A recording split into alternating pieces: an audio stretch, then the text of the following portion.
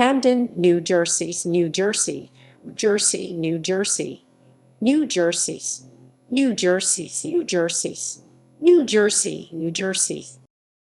Camden is a city in and the county seat of Camden County, New Jersey in the United States. Camden is located directly across the Delaware River from Philadelphia, Pennsylvania. At the 2010 U.S. Census, the city had a population of 77,344. Camden is the 12th most populous municipality in New Jersey. The Census Bureau's population estimates program calculated that the city's population was 73,562 in 2019, ranking the city the 487th. The city was incorporated on February 13, 1828.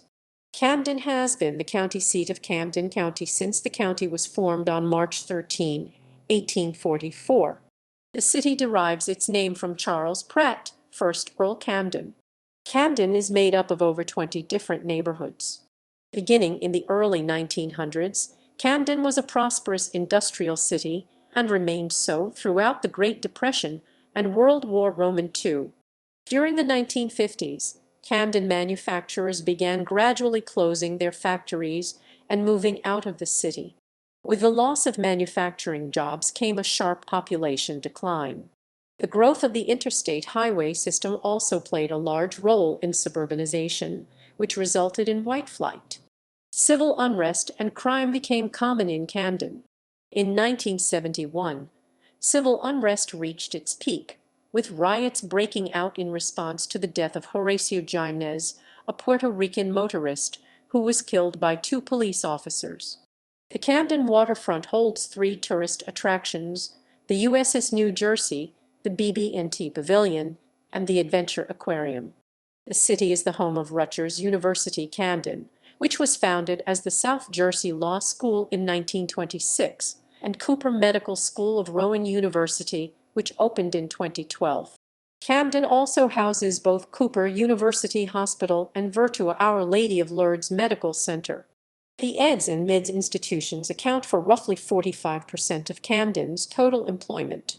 Camden has been known for its high crime rate, though there has been a substantial decrease in crime in recent decades, especially since 2012. There were 23 homicides in Camden in 2017, the fewest in the city in 3 decades.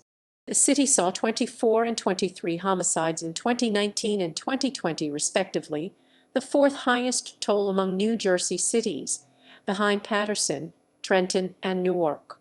As of January 2021, violent crime was down 46% from its high in the 1990s and at the lowest level since the 1960s. Overall crime reports in 2020 were down 74% compared. History. Early history. In 1626, Fort Nassau was established by the Dutch West India Company at the confluence of Big Timber Creek and the Delaware River. Throughout the 17th century, Europeans settled along the Delaware, competing to control the local fur trade. After the Restoration in 1660, the land around Camden was controlled by nobles serving under King Charles Roman II, until it was sold off to a group of New Jersey Quakers in 1673. The area developed further when a ferry system was established along the east side of the Delaware River to facilitate trade between Fort Nassau and Philadelphia, the growing capital of the Quaker colony of Pennsylvania directly across the river. By the 1700s, Quakers and the Lenni Lenape, the indigenous inhabitants, were coexisting. The Quakers' expansion and use of natural resources, in addition to the introduction of alcohol and infectious disease, the 1688 order of the County Court of Gloucester that sanctioned ferries between New Jersey and Philadelphia was, therefore we permit and appoint that a common passage or ferry for man or beast be provided, fixed and settled in some convenient and proper place between ye mouths or entrance of Cooper's Creek and Newton Creek, and that the government manage. The ferry system was located along Cooper Street and was turned over to Daniel Cooper in 1695. Its creation resulted in a series of small settlements along the river. Of these, The Cooper family had the greatest impact on the formation of Camden. In 1773, Jacob Cooper developed some of the land he had inherited through his family into a town site, naming it Camden after Charles Pratt, the Earl of Camden. 19th century. For over 150 years, Camden served as a secondary economic and transportation hub for the Philadelphia area. However, that status began to change in the early 19th century. Camden was incorporated as a city on February 13, 1828, from portions of Newton Township, while the area was still part of Gloucester County. One of the US's first railroads, the Camden and Amboy Railroad, was chartered in Camden in 1830. The Camden and Amboy Railroad allowed travelers to travel between New York City and Philadelphia via ferry terminals in South Amboy, New Jersey, and Camden. The railroad terminated on the Camden waterfront, and passengers were ferried across the Delaware River. The Camden and Amboy Railroad opened in 1834 and helped to spur an increase in population and commerce in Camden. Horse ferries, or team boats, served Camden in the early 1800s. The ferries connected Camden and other southern New Jersey towns to Philadelphia. Ferry systems allowed Camden to generate business and economic growth. These businesses included lumber dealers, manufacturers of wooden shingles, pork sausage manufacturers, candle factories, coachmaker shops that manufactured carriages and wagons, tanneries, blacksmiths, and harness makers. The Cooper's Ferry Daybook, 1819–1824, documenting Camden's Point Pleasant teamboat, survives to this day. Originally a suburban town with ferry service to Philadelphia, Camden evolved into its own city. Until 1844, Camden was a part of Gloucester County. In 1840, the city's population had reached 3,371, and Camden appealed to state legislature, which resulted in the creation of Camden County in 1844. The poet Walt Whitman spent his later years in Camden. He bought a house on Mickle Street in March 1884. Whitman spent the remainder of his life in Camden and died in 1892 of a stroke. Whitman was a prominent member of the Camden community at the end of the 19th century. Camden quickly became an industrialized city in the latter half of the 19th century. In 1860, census takers recorded 80 factories in the city, and the number of factories grew to 125 by 1870. Camden began to industrialize in 1891 when Joseph Campbell incorporated his business Campbell's Soup. Through the Civil War era, Camden gained a large immigrant population, which formed the base of its industrial workforce. Between 1870 and 1920, Camden's population grew by 96,000 people due to the large influx of immigrants. Like other industrial cities, Camden prospered during strong periods of manufacturing demand and faced distress during periods of economic dislocation. First half of the 20th century. At the turn of the 20th century, Camden became an industrialized city. At the height of Camden's industrialization, 12,000 workers were employed at RCA Victor, while another 30,000 worked at New York shipbuilding. Camden Forge Company supplied materials for New York. RCA had 23 out of 25 of its factories inside Camden. The Campbell Soup Company was also a major employer. In addition to major corporations, Camden also housed many small manufacturing companies as well as commercial offices. From 1899 to 1967, Camden was the home of New York Shipbuilding Corporation, which at its World War II peak was the largest and most productive shipyard in the world. Notable naval vessels built at New York Ship include the ill-fated cruiser USS Indianapolis and the aircraft carrier USS Kitty Hawk. In 1962, the first commercial nuclear-powered ship, the NS Savannah, was launched in Camden. The Fairview Village section of Camden, initially Yorkshire Village, is a planned European-style garden village that was built by the federal government during World War I to house New York.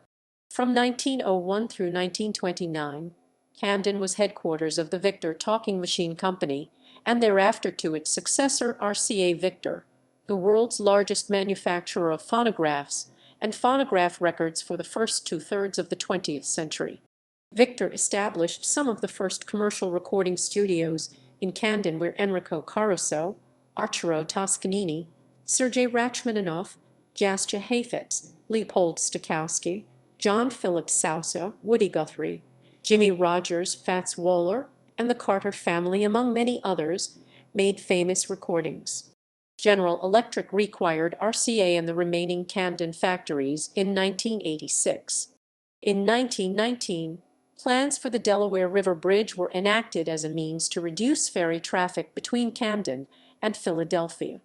The bridge was estimated to cost $29 million, but the total cost at the end of the project was $37,103,765.42. New Jersey and Pennsylvania would each pay half of the final cost for the bridge. The bridge was opened at midnight on July 1, 1926. 30 years later, in 1956, the bridge was renamed to the Benjamin Franklin Bridge. During the 1930s, Camden faced a decline in economic prosperity due to the Great Depression. By the mid-1930s, the city had to pay its workers in scrip because they could not pay them in currency. Camden's industrial foundation kept the city from going bankrupt. Major corporations such as RCA Victor, Campbell's Soup, and new companies were also being created during this time. On June 6, 1933, the city hosted America's first drive-in movie theater. Between 1929 and 1957, Camden Central Airport was active. During the 1930s, it was Philadelphia's main airport. It was located in Pennsauken Township on the north bank of the Cooper River. Its terminal building was beside what became known as Airport Circle. Camden's ethnic demographic shifted dramatically at the beginning of the 20th century. German, British, and Irish immigrants made up the majority of the city at the beginning of the second half of the 19th century. By 1920, Italian and Eastern European immigrants had become the majority of the population. African Americans had also been present in Camden since the 1830s. The migration of African Americans from the South increased during World War II. The different ethnic groups began to form segregated communities within the city and around religious organizations. Communities formed around figures such as Tony Mecca from the Italian neighborhood, Mario Rodriguez from the Puerto Rican neighborhood, and Ulysses Wiggins from the African American neighborhood. Second half of the 20th century. After close to 50 years of economic and industrial growth, the city of Camden experienced a period of economic stagnation and deindustrialization after reaching a peak of 43,267 manufacturing jobs in 1950. There was an almost continuous decline to a new low of 10,200 manufacturing. With this industrial decline came a plummet in population. In 1950, there were 124,555 residents, compared to just 84,910 in 1980. The city experienced white flight, as many white residents left the city for such segregated suburbs as Cherry Hill. The 1970 United States Census showed a loss of 15,000 residents, which reflected an increase of almost 50% in the number of black residents, which grew from 27,000. Cherry Hill saw its population double to 64,000, which was 98.7% white. The city's population, which had been 59.8% white and 39.1% black in 1970, was 30.6% white, 53.0% black, and 15.7% other race in 1980. By 1990, the balance was 19.0% white, 56.4% black, and 22.9% other race. Alongside these declines, civil unrest and criminal activity rose in the city. From 1981 to 1990, Mayor Randy Primus fought to renew the city economically. Ultimately, Primus had not secured Camden's economic future as his successor. Mayor Milton Milland declared bankruptcy for the city in July 1999. Industrial decline. After WW2, Camden's biggest manufacturing companies, RCA Victor and the Campbell Soup Company, decentralized their production operations. This period of capital flight was a means to regain control from unionized workers and to avoid the rising labor costs unions demanded from the company. Campbell's kept its corporate headquarters in Camden, but the bulk of its cannery production was located elsewhere after a union workers' strike in 1934. Local South Jersey tomatoes were replaced in 1979 by Californian industrially produced tomato paste. During the 1940s, RCA Victor began relocating some production to rural Indiana. The NY Shipbuilding Corporation, founded in 1899, shut down in 1967 due to mismanagement, unrest amongst labor workers, construction accidents, and a low demand for shipbuilding. When NY Ship shut down, Camden lost its largest post-war employer. The opening of the Cherry Hill Mall in 1961 increased Cherry Hill's property value while decreasing Camden's. Enclosed suburban malls, especially ones like Cherry Hills, which boasted well-lit parking lots and babysitting services, were preferred by white middle class over Philadelphia's central business district. Cherry Hill became the designated regional retail destination. The mall, as well as the Garden State Racetrack, the Cherry Hill Inn, and the Hawaiian Cottage Cafe, attracted the white middle class of Camden to the suburbs initially. Manufacturing companies were not the only businesses that were hit. After they left Camden and outsourced their production, white-collar companies and workers followed suit, leaving for the newly constructed offices of Cherry Hill. Unionization. Approximately 10 million cans of soup were produced at Campbell's per day.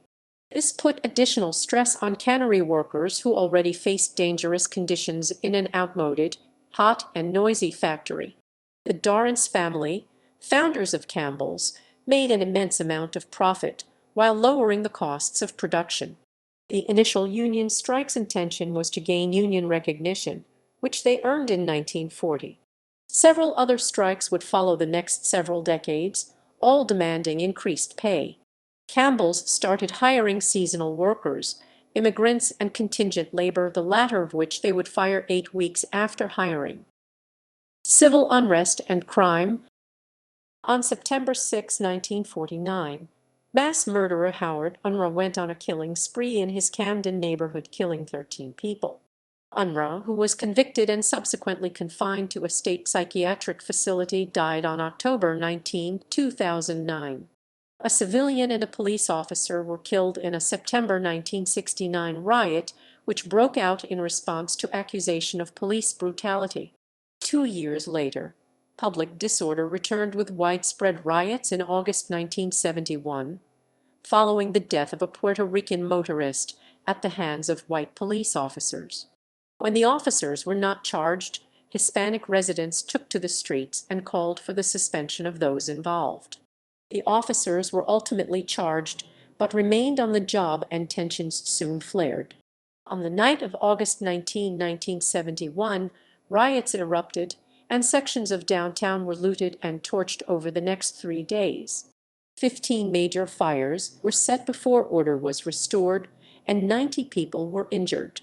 City officials ended up suspending the officers responsible for the death of the motorist, but they were later acquitted by a jury.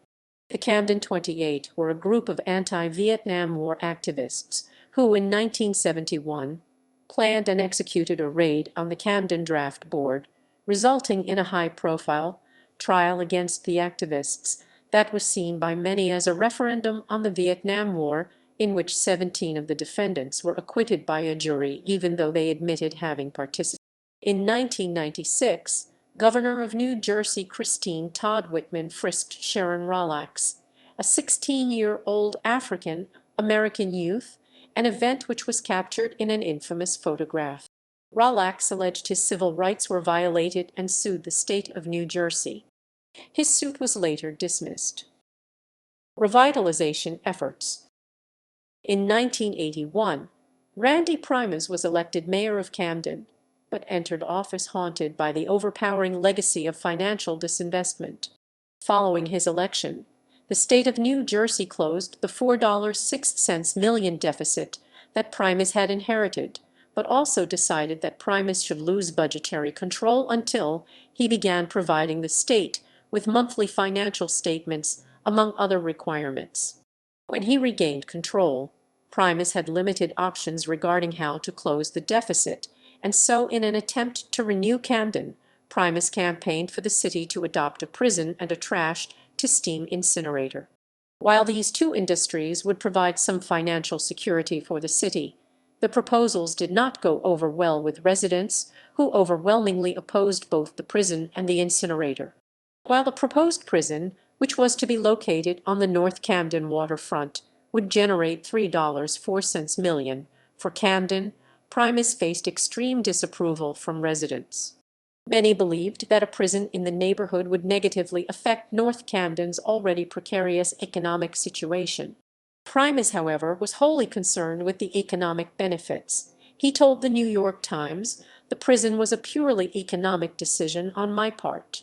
Eventually, on August 12, 1985, the Riverfront State Prison opened its doors.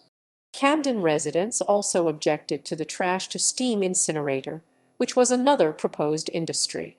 Once again, Primus was motivated by fiscal more than social concerns, and he faced heavy opposition from concerned citizens of North Camden CCNC and from Michael Doyle, who was so opposed to the plant that he appeared on CBS 60 Minutes, saying Camden has the biggest concentration of people in all the county, and yet there is where they are going to send in this sewage.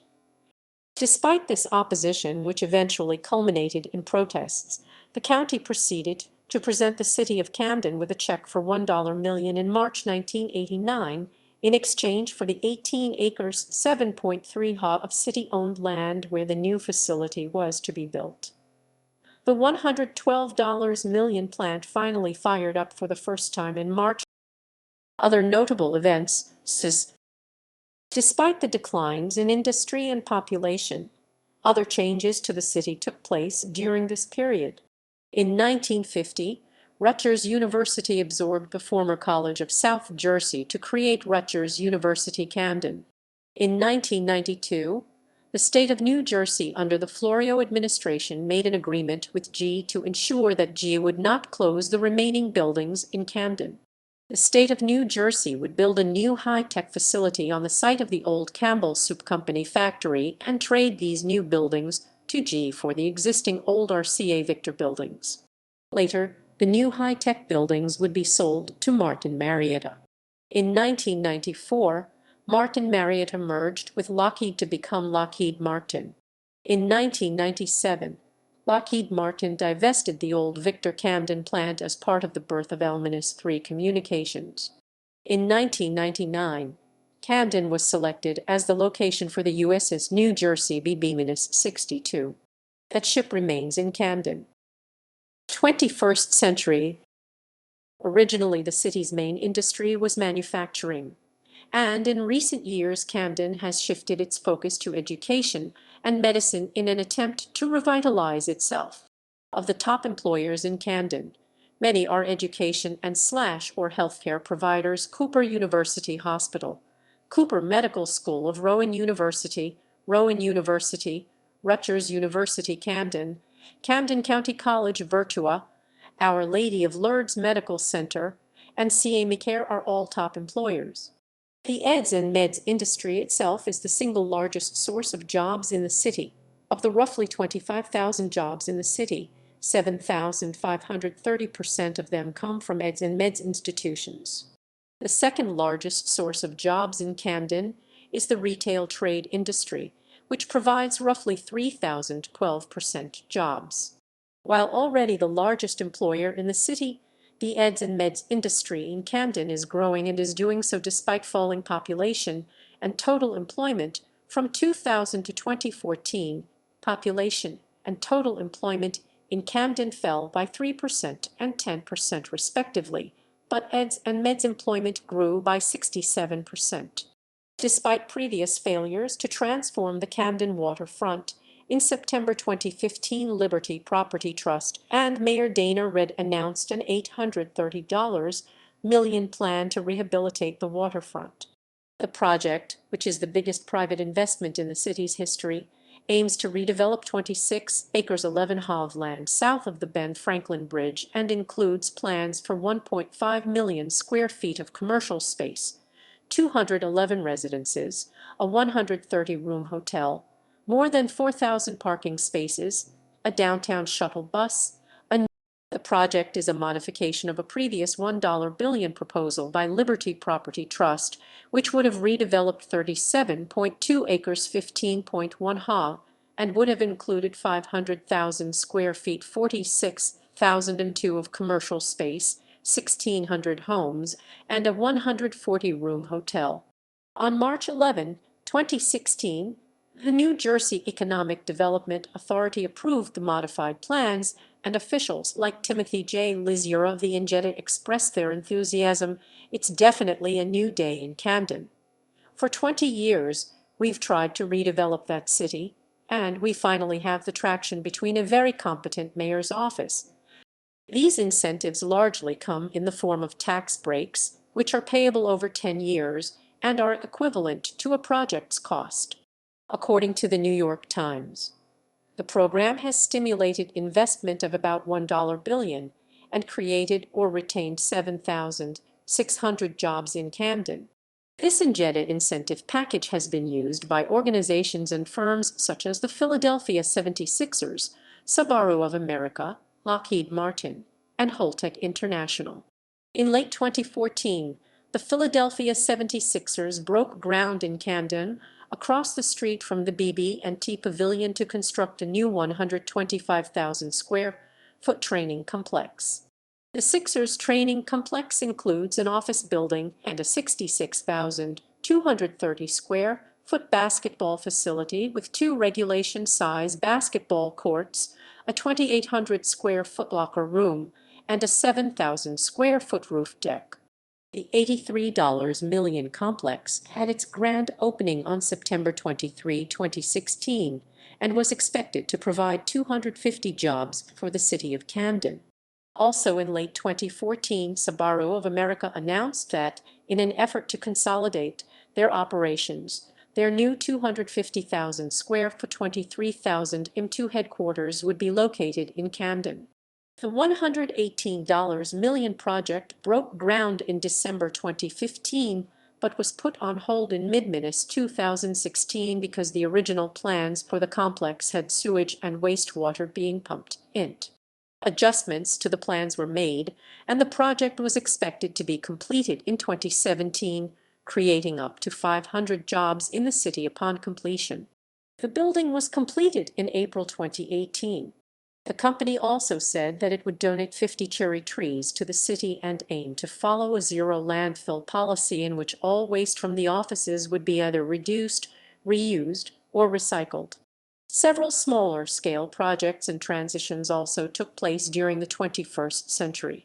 In preparation for the 2000 Republican National Convention in Philadelphia, various strip clubs, hotels, and other businesses along Admiral Wilson Boulevard were torn down in 1999, and a park that once existed along the road was replenished. In 2004, conversion of the older CA Victor Building 17 to the Victor, an upscale apartment building, was completed.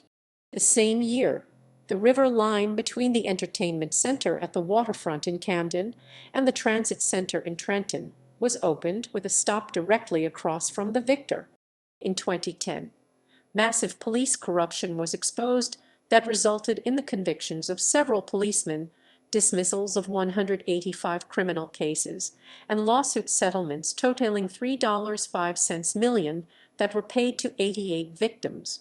On May 1, 2013, the Camden Police Department was dissolved, and the newly formed Camden County Police Department took over full responsibility for policing the city. This move was met with some disapproval from residents of both the city and county. As of 2019, numerous projects were underway downtown and along the waterfront. Geography. According to the United States Census Bureau, the city had a total area of 10.34 square miles, 26.78 km2, including 8.92 square miles, 23.10 km2 of land and 1.42 square miles, 3.68 km2 of water, 13.75%. Camden borders Coleswood, Gloucester City, Oakland, Pennsauken Township, and Woodland in Camden County, as well as Philadelphia across the Delaware River in Pennsylvania. Just offshore of Camden is Petty's Island, which is part of Pennsauken Township. The Cooper River, popular for boating, flows through Camden, and Newton Creek forms Camden's southern boundary with Gloucester City. Camden contains the United States' first federally funded planned community for working-class residents, Yorkshire Village, now called Fairview. The village was designed by Electus Darwin Litchfield, who was influenced by the Garden City developments popular in England at the time. Neighborhoods. Camden contains more than 20 generally recognized neighborhoods. Port. On the Delaware River with access to the Atlantic Ocean, the Port of Camden handles bulk cargo, as well as some containers. Terminals fall under the auspices of the South Jersey Port Corporation, as well as private operators such as Holt Logistics/Holtec International. The port receives hundreds of ships moving international and domestic cargo annually, and is one of the USA largest shipping centers for wood products, cocoa, and perishables. Climate. Camden has a humid subtropical climate, CFA, in the Köppen climate classification, with hot summers and cool winters. Demographics. As of 2006, 52% of the city's residents lived in poverty, one of the highest rates in the nation. The city had a median household income of $18,007, the lowest of all U.S. communities with populations of more than 65,000 residents. A group of poor Camden residents were the subject of a 20/20 special on poverty in America broadcast on January 26, 2007, in which Diane Sawyer profiled the lives of 3 young children growing up in Camden. A follow-up was shown on November 9, 2007. In 2011, Camden's unemployment rate was 19.6%, compared with 10.6% in Camden County as a whole. As of 2009, the unemployment rate in Camden was 19.2%, compared to the 10% overall unemployment rate for Burlington, Camden, and Gloucester counties, and a rate of 8.4% in Philadelphia and the 4 surrounding counties in southeastern Pennsylvania. 2010 Census. The 2010 United States Census counted 77,344 people, 24,475 households, and 16,912 families in the city. The population density was 8,669.6 per square mile, 3,347.4/km2. There were 28,358 housing units at an average density of 3,178.7 per square mile, 1227.3/km2. The racial makeup was 17.59%, 13,602 white, 48.7%, 37,180 black or African American, 0.76%, 588 Native American, 2.12%, 1637 Asian, 0.6%. Hispanic or Latino of any race were 47.4%, 36,379 of the population. The Hispanic population of 36,379 was the 10th highest of any municipality in New Jersey, and the proportion of 47.0% was the state's 16th highest percentage. The Puerto Rican population was 30.7%. Of the 24,475 households, 37.9% had children under the age of 18, 22.3% were married couples living together, 37.9% had a female householder with no husband present, and 30.9% were non-families. Of all households, 24.8% were made up of individuals and 7.4% had someone living alone who was 65 years of age or older. The average household size was 3.2 and the average family size was 3.56. 31.0% of the population were under the age of 18, 13.1% from 18 to 24, 28.0% from 25 to 44, 20.3% from 45 to 64. The median age was 28.5 years. For every 100 females, the population had 94.7 males. For every 100 females ages 18 and older, there were 91.0 males. The city of Camden was 47% Hispanic of any race, 44% non-Hispanic Black. Camden is predominantly populated by African Americans and Puerto Ricans. The Census Bureau's 2006-2010 American Community Survey showed that in 2010 inflation-adjusted dollars median household income was $27,027 with a margin of error of plus $118 plus $1296. Males had a median income of $27,987 plus $1840 versus $26,624 plus $1155 for females. The per capita income for the city was $12,807 plus $429. About 33.5% of families and 36.1% of the population were below the poverty line, including 50.3% of those under age 18 and 26.2% of those aged 65 or over. 2000 census.